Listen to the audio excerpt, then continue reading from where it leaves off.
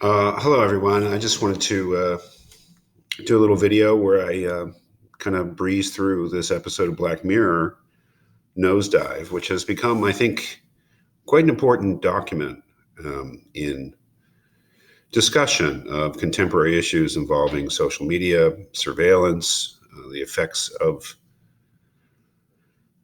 digital technology on us, on our society. Obviously, it's a science fiction. It's not meant to be realistic, but it seems to me to have struck a nerve.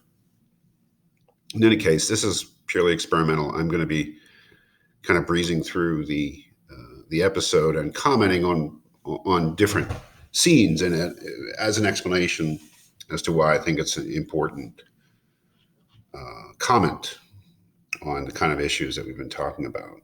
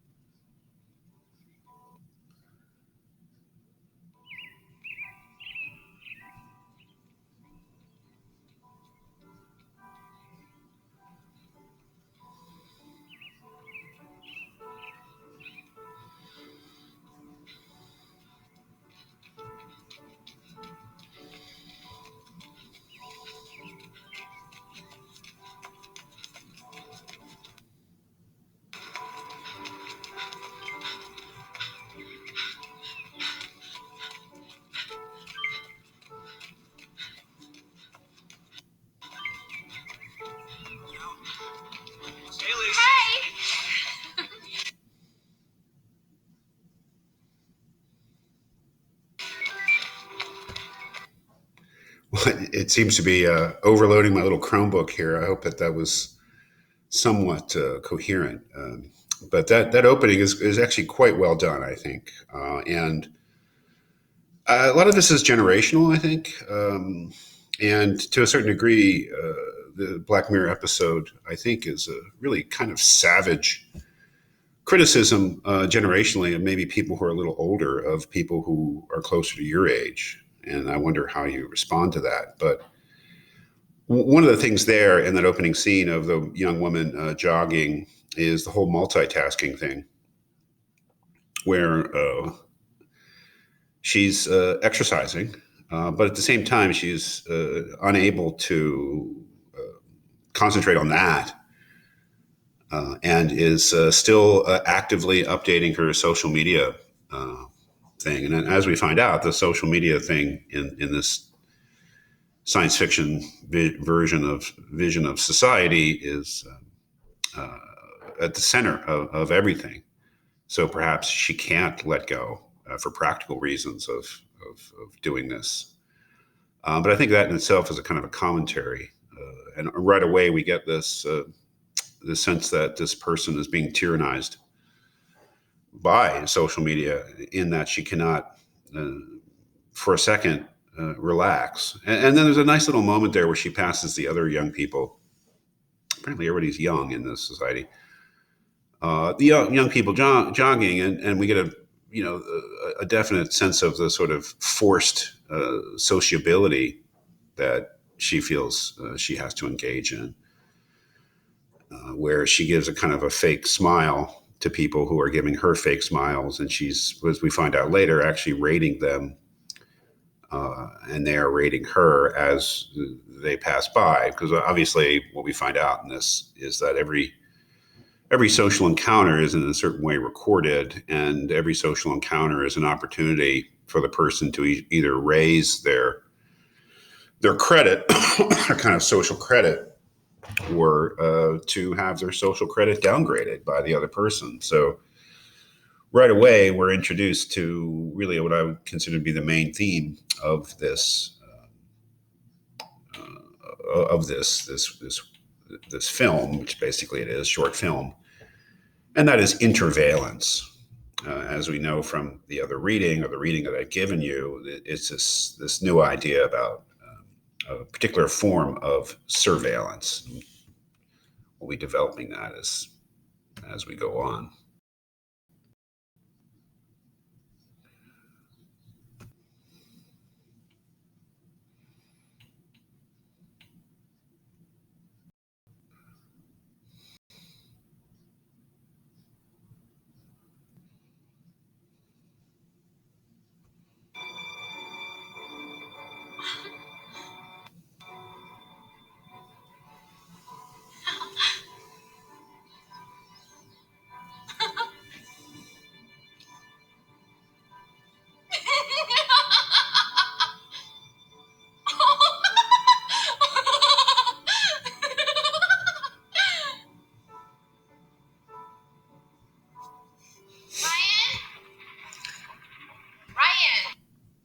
Well, I think that is a very powerful scene in a way, at least it struck me, and really horrifying scene actually, where where she is she's practicing. I take it that she's practicing her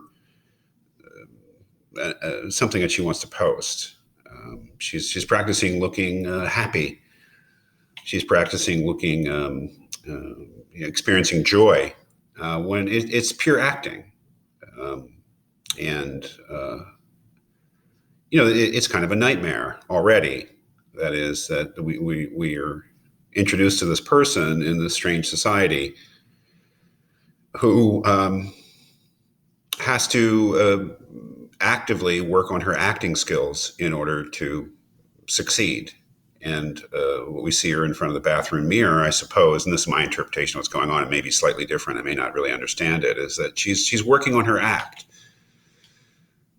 She's working on her front. She's working on the persona that she is presenting to other people through this. So I'm going to call it social media. I don't know if that's the right way to call it, what right term to use. Now, this idea of performance, one of the things that you'll see in the article that I've given you is there's some reference there to Irving Goffman. I think the name of his great work in the late 50s, early 60s was the social presentation of the self in everyday life, or the presentation of the self in everyday life, where he, back in the 50s, pointed out that social situations are situations in which people oftentimes, perhaps almost always, enact performances for each other.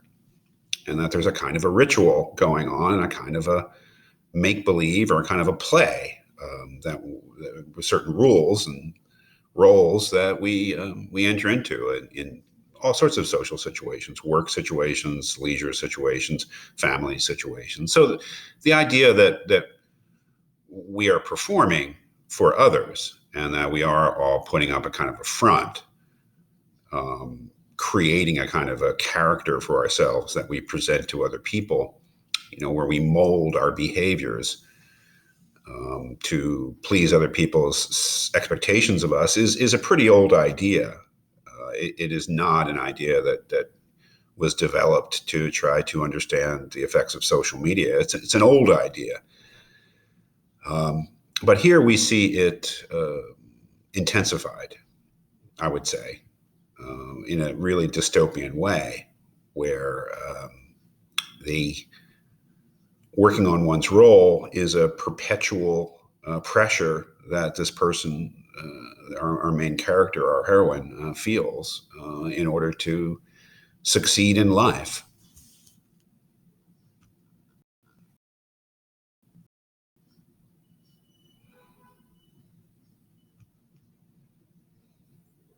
Oh, saw your boy in the fire hat just now. So cute. Yeah, he's really something.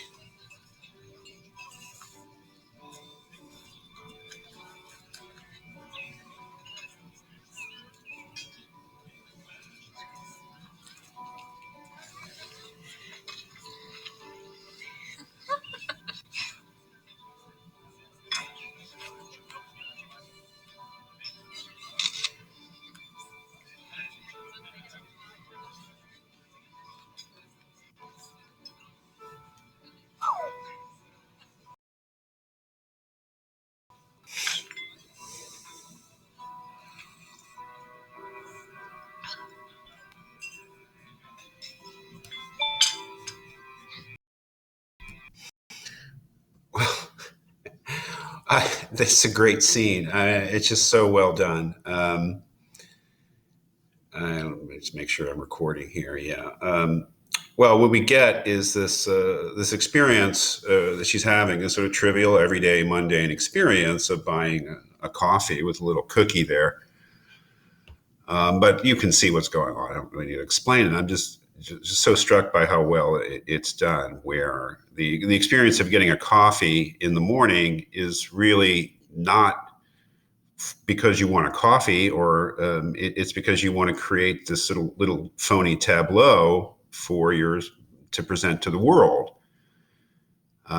She carefully curates or edits her experience in such a way that it appears to be this wonderful thing, when in reality we see that wonderful look on her face when she realizes the coffee's really bad.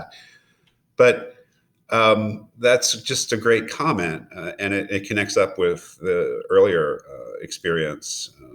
We were talking about Facebook, shodden Facebook, where the pressure on Facebook, another young woman said, was to constantly make your life appear to be great. And this pressure not to share ambiguous or ambivalent experiences. Like you don't post, hey, the coffee really was bad today, and I didn't eat the cookie, I spit it out. The experience has to be this sort of wonderful experience that makes your life look like it's great, even if it's not great. The look of sadness on her face there is just really great acting on her part. To see these sort of dissatisfaction that she actually feels, one would say, that her repressing her actual dissatisfactions with her life are continually repressed because they cannot be expressed, because that will just be disastrous for her social media score or her social credit score, or whatever it is in this dystopian society that determines your place in the hierarchy, your life chances. You simply cannot upload an ambivalent or troubling experience because you can't risk your social credit score. You have to make everything look like it's just going wonderfully.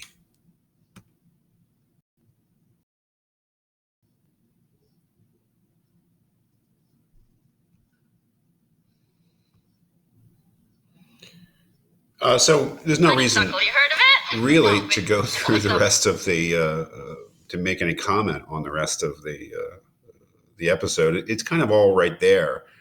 It turns into this very funny and tragic sort of story where this person's life just completely falls apart because she's aspiring to raise her social credit score, and that ends up being a disastrous thing where she nosedives, she tanks. And it's because she has this so-called friend who's really a creep and who she actually hates, because back when they were teenagers or in college or something, this woman stole her boyfriend.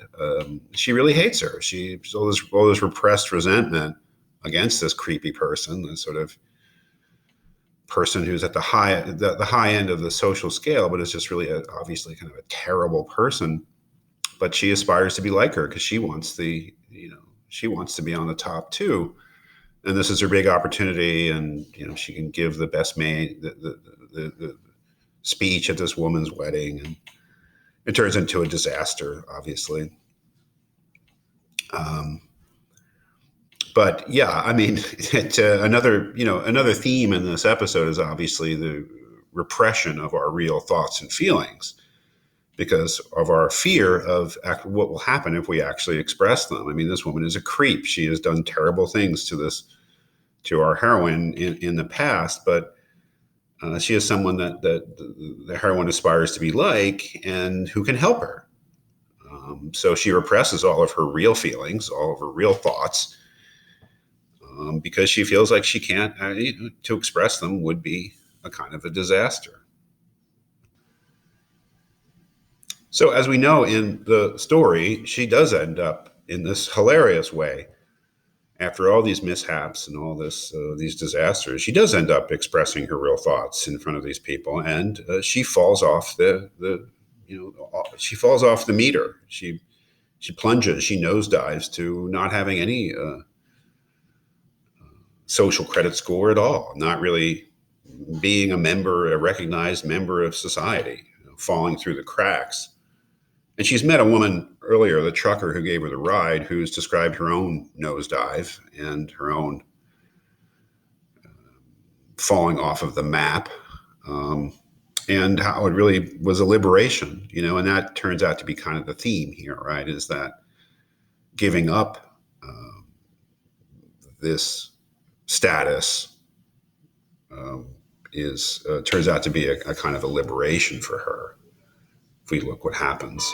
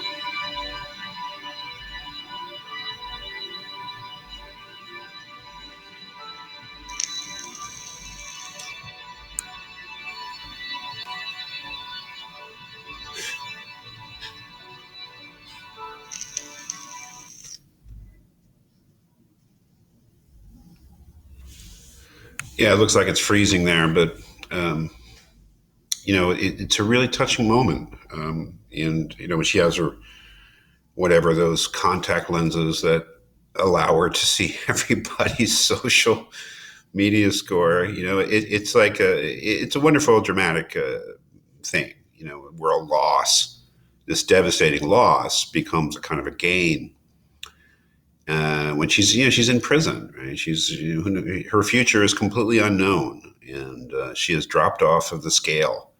She's no longer a recognized person by society, but this that may allow her now to experience something more authentic, to have a real human experience rather than the just constantly performing for others and constantly engaging in this completely oppressive practice of mutual ratings, which she, ironically is still doing there without her phone. It's a great little thing, but she looks at the human being next to her in the next cell.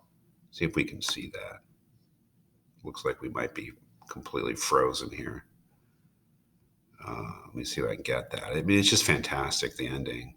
You look like an alcoholic former weatherman.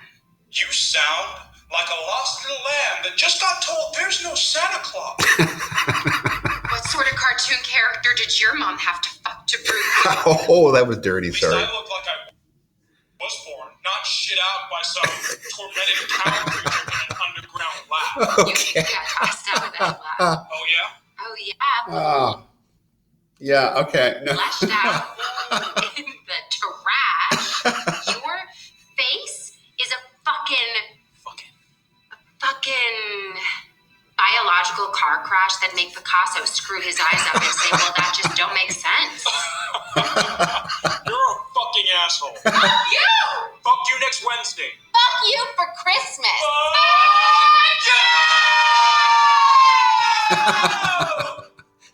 Wow, what a great ending. A little dirty there. Sorry, but totally hilarious. It's one of those great ironic moments that good drama can give. These two people have been devastated, right? These two people are in jail in these isolation cells.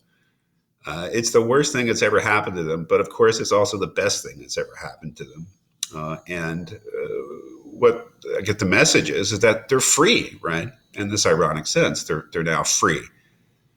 And the first thing they do with their freedom is to express all of their aggression and resentment that they've been storing up because they've been had to forcibly repress it all these years. It sort of spills out now, and they just start insulting each other, and they're having the best time, saying terrible things because now they don't have to worry about being rated anymore. They can actually have something close to an authentic connection with each other. A big FU at the end is something that they've been waiting probably all their lives to express, but have been afraid to because, it's just, they've been afraid of the results.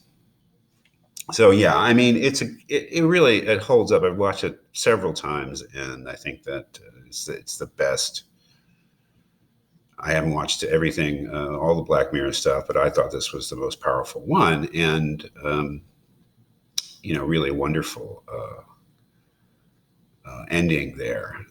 So, yeah, okay.